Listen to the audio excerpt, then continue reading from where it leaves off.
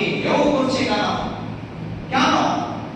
এবার গবেষণা করতে গিয়ে আমরা যেন গবেষণা করতে করতে কোন আলেম বলছেন এটা একটা ধর্মে, যে ধর্ম রয়েছে হিন্দু ধর্ম, এই হিন্দু ধর্মের চাল। আরেকজন আলেম বলছেন না না এটা আরএসএস পার্টির চাল। আরেকজন আলেম বলছেন না।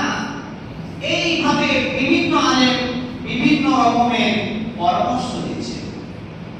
এবার সকল আলেম মিলে বললেন আমরা তাহলে কোরআনে যাই, কোরআনে গিয়ে দেখি কেন আমাদের উপর অত্যাচার হবে, জুলুম হবে, কিসের কারণে হচ্ছে, এটা কোরআন থেকে নেওয়া যায়।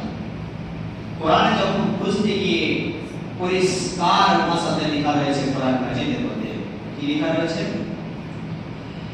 আল্লাহ রাব্বুল আলামিন পরিষ্কার করে বলে দিচ্ছেন বিসমিল্লাহির রহমানির রহিম যাহারাল ফাসাদু ফিল বাররি ওয়াল বাহরি বিমা কাসাবাত আইদিন নাস। জলে কিংবা স্থলে যত রকম ফিতনা ফাসাদ হবে, যত রকম কলহ বিবাদ হবে, যত রকম বিপদ আপদ আসবে, ও মুসলমান এগুলো তোমাদের আমলের ফল, এগুলো তোমাদের আমলের ফল। তাহলে আমরা এই আয়াত থেকে পরিষ্কার ভাষাতে বুঝতে পারলাম যে আমরা যেমন আমল করেছি তেমনই ফল পাচ্ছি।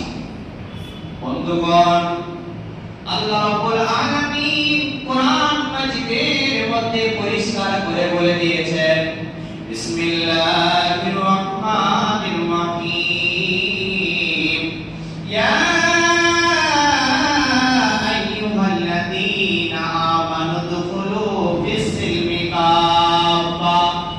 এই ইমানদার ব্যক্তিগণ, তোমরা ইসলামের মধ্যে পরিপূর্ণভাবে অংশগ্রহণ করো।